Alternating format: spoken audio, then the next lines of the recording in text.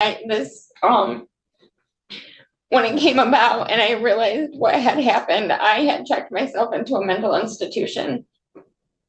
The amount of Facebook criticism that I got, it didn't just affect me, Judge, but it affected my kids, my family. I mean, obviously, there's a lot going on in your life and your family in this circumstance. This one, 662, is in my queue now. Laura put it in there. And you admitted to taking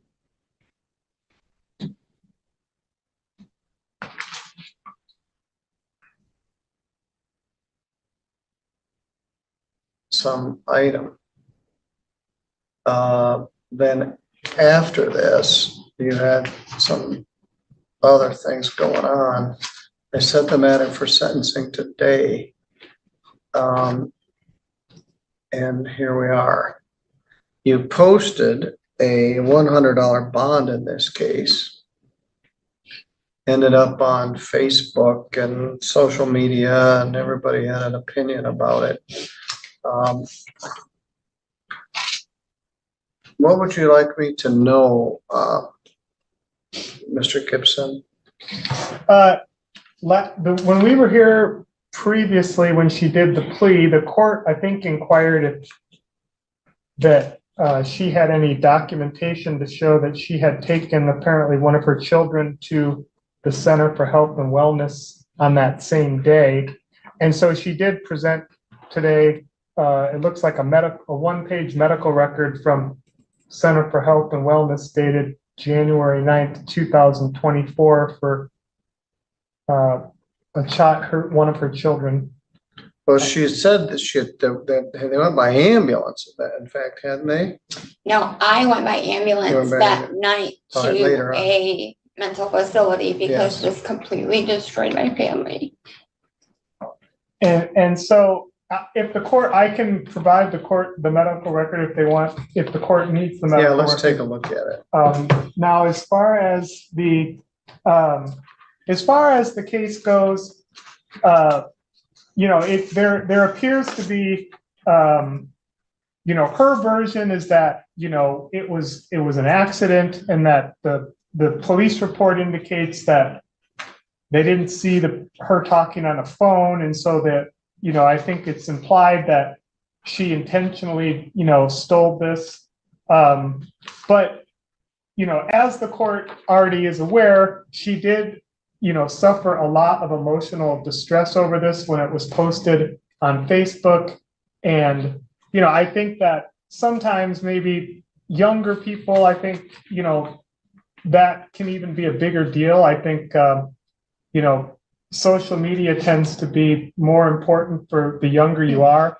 But I do believe she obviously had a lot of stress from it. So if we're talking about, punishment and reformation of the offender, I think that this incident has caused her a lot of stress to where I hope she's going to learn from this. And I think she will hopefully tell the court she will. So I would ask the court to consider fines and costs and potentially community service or probation.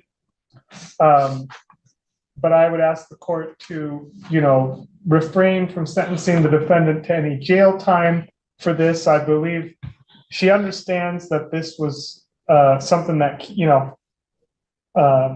she made a terrible mistake. And, it's my understanding that after this happened and it was posted on Facebook, that she did have, I think, a friend or family member of hers contact the store to see if she could possibly either return the item or pay for it right, at that time. And, they indicated that they were just, that they were pressing charges and they didn't want to take the payment or anything. But she did try to resolve it, because I think part of the reason why this caused her so much stress is, it's my understanding, before this happened, she was like a regular customer at that store. That's what the owner said. And felt that she had, a relationship with the store. So I think, so I would ask the court, as I say, to provide a sentence that takes all this into account. Thank you.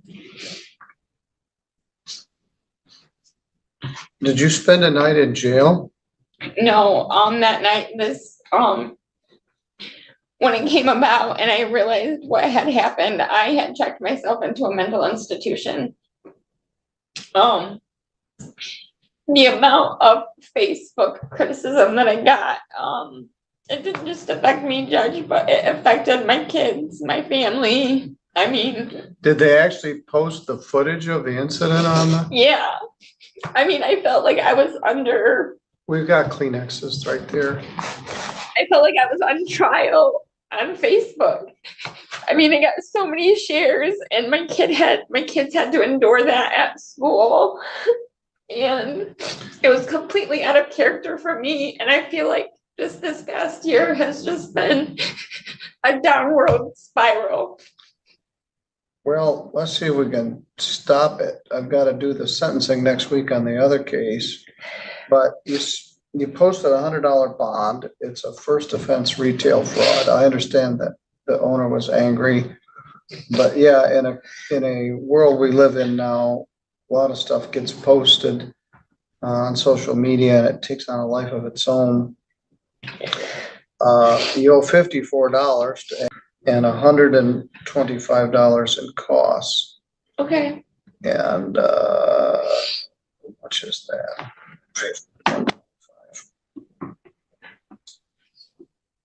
Is $179.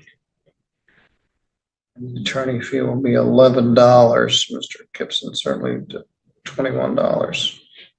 Total is $200. You posted $100 of bond, so you owe $100. The restitution will come out of the bond, so Ms. Hitt will get paid forthwith. I'm going to give you until November 6th. Thank you, your judge. If you need more time, we can talk about it. Okay. Now, there you go. Thank you. Now, this deal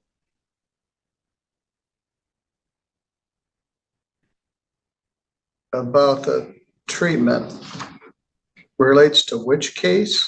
The treatment, after it came about to where I realized what had happened, I had put myself into a mental institution on 2 different occasions. Yeah, okay, you told me that, And I had submitted documentation to my lawyer indicating what dates that I was there. I got it. Because this occurred January 9th. Yep. So here, fast forward to the summertime. Mm-hmm. I started when I was the prosecutor an embezzlers treatment group. Okay. And I was very proud of it. And I continued it when I was judge. There's a category of property offenders, retail fraud, embezzlement, many of which are women. Mm-hmm. Who have a compulsion to steal as a result of childhood trauma.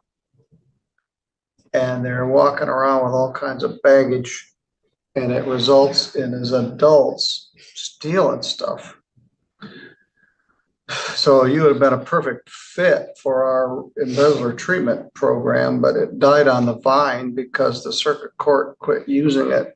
Everyone quit using it after it lived for a while. But anyway, there's a new charge that you haven't been arrested or arraigned on yet. Mm-hmm. File number 241481 alleges that on or about July 4th, you were at the Walmart store in Three Rivers and you took something and skip scanned it. If I never saw another skip scan, it'd be all right with me. Allegation is, this is all on video, of $106.88. That's a misdemeanor. They charge this under city ordinance, punishable by up to 90 days in jail and a fine of up to $500. How do you plead to that charge? I don't remember being there on that day. However, if I was there and they have video, I feel like with everything that had happened prior to a couple of weeks ago with my domestic violence case, I think it just all goes hand in hand. All right, there is a charge where you could plead no contest. By pleading no contest, you don't admit what happened, but you also don't deny what happened, and you allow or accept that a conviction would enter. This was a... What does that mean? Well, I'll explain in a minute. See if this jogs your memory. You were in the store for 48 minutes. You scanned a comforter set that was worth $56.88, but you put a $5.96 tag on it. You scanned a $39 camera that didn't scan, and 2 sodas. You paid for the sodas and the small blanket. You purchased $10.77 worth of stuff with a $20 bill, but the other items totaled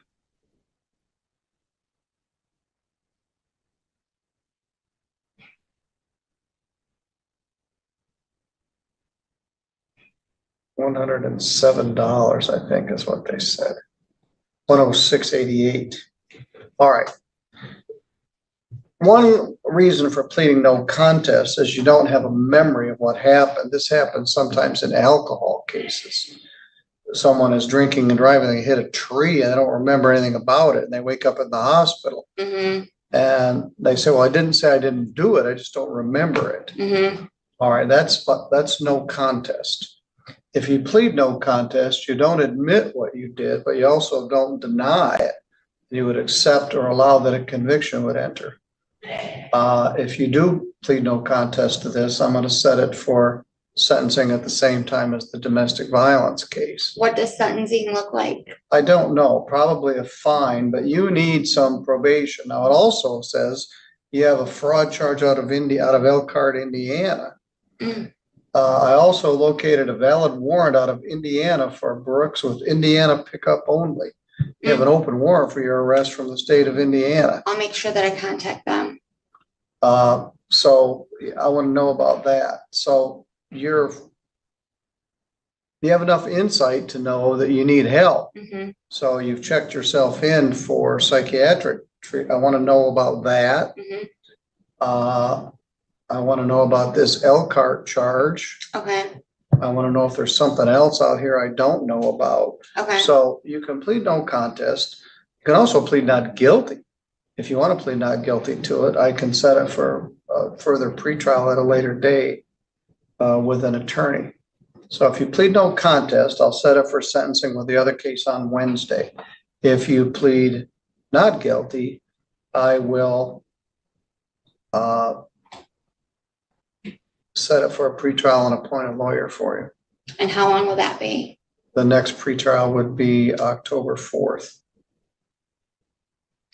Okay, I'll just do no contest. or not guilty. All right, not guilty. All right, that's fine. You can't go to Walmart. Okay.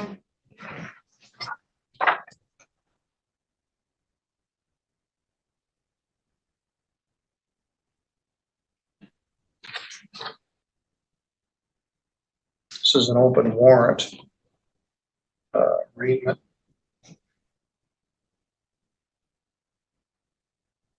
You're not guilty. And then do I just contact them? I'll give you the paperwork. You're not guilty. Appoint an attorney. Okay. That's attorney pretrial for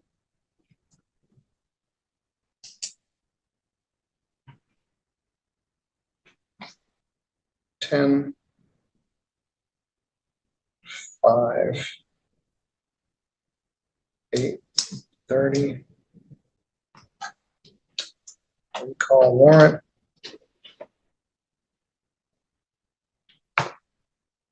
Bond $200 PR. May not enter Walmart. Okay.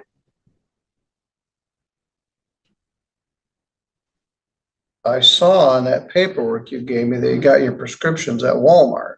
No, I have my prescriptions at, Walgreens. Oh, Walgreens, all right, very good. You can go to Walgreens, you can't go to Walmart. Okay. And can I ask a question? Yes, So will I contact that warrant department and figure out what I need to do with them? in Indiana? Yeah, Yeah, I don't, know. Well, Elkhart County, yes. okay, I don't, that's all I know about it. okay, But they have a warrant for your arrest for some sort of fraud charge, but they didn't want to extradite you. So I don't know anything about what Okay. it's about. I will definitely call them today and figure out what is going on there. All right. I recall this incident.